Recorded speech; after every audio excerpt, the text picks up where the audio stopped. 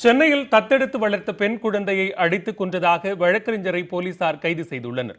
தத்தெடுத்த ஒரே மாதத்தில் குழந்தையை கொன்ற சம்பவம் குறித்த விசாரணையை போலீசார் தீவிரப்படுத்தியுள்ளனர்.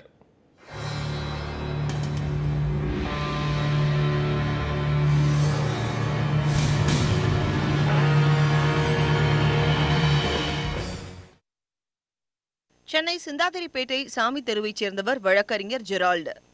இவரது மனைவி சங்கீதா அம்பேத்கர் சட்ட பல்கலைக்கழகத்தில் பேராசிரியராக பணியாற்றி வருகிறார்.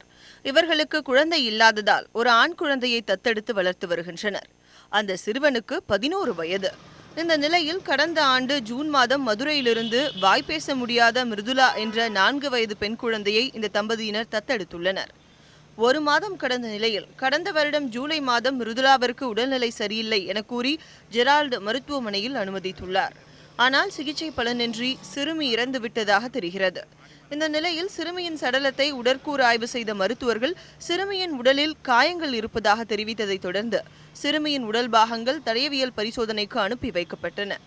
பரிசோதனை முடிவில் சிறுமி அடித்துக் கொல்லப்பட்டது தெரியவந்தது. ஆனால் அறிக்கை டிசம்பர் மாதம் சிந்தாதிரிப்பேட்டை போலீசாருக்கு கிடைத்த போதிலும் அப்போது ஆய்வாளராக இருந்த சிகாமணி எந்த நடவடிக்கையும் எடுக்கவில்லை. இந்நிலையில் அந்த காவல் நிலையத்தில் புதிதாக பொறுப்பேற்ற ஆய்வாளர் சகாதேவன் இதுகுறித்து விசாரணை மேற்கொண்டு வழக்கறிஞர் ஜெரால்டை கைது செய்தார். அவரை எழும்பூர் 13வது குற்றவியல் நடுவர் நீதிமன்றத்தில் நிறுத்தி போலீசார் சிறையில் அடைத்தனர். குழந்தை மிருதுலா சட்டப்படி தத்தெடுக்கப்பட்டாரா, தத்தெடுத்த ஒரே மாதத்தில் ஏன் குழந்தையை அடித்து கொலை செய்ய வேண்டும் என்பது உள்ளிட்ட பல்வேறு கேள்விகள் எழுந்துள்ள நிலையில் இதுகுறித்து காவல்துறையினர் விசாரணை மேற்கொண்டுள்ளனர். மேலும் தடயவியல் பரிசோதனை முடிவுகள் 6 மாதத்திற்குள் கிடைத்துவிடும் நிலையில் இத்தனை மாதங்களாக பணியில் இருந்த முன்னாள் ஆய்வாளர் வழக்கறிஞர் ஜெரால்டு மீது ஏன் நடவடிக்கை எடுக்கவில்லை எனவும் கேள்வி எழுப்புகின்றனர்.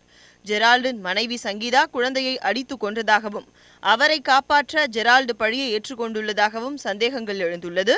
இந்த கோணத்திலும் போலீசார் விசாரணை மேற்கொண்டுள்ளனர்.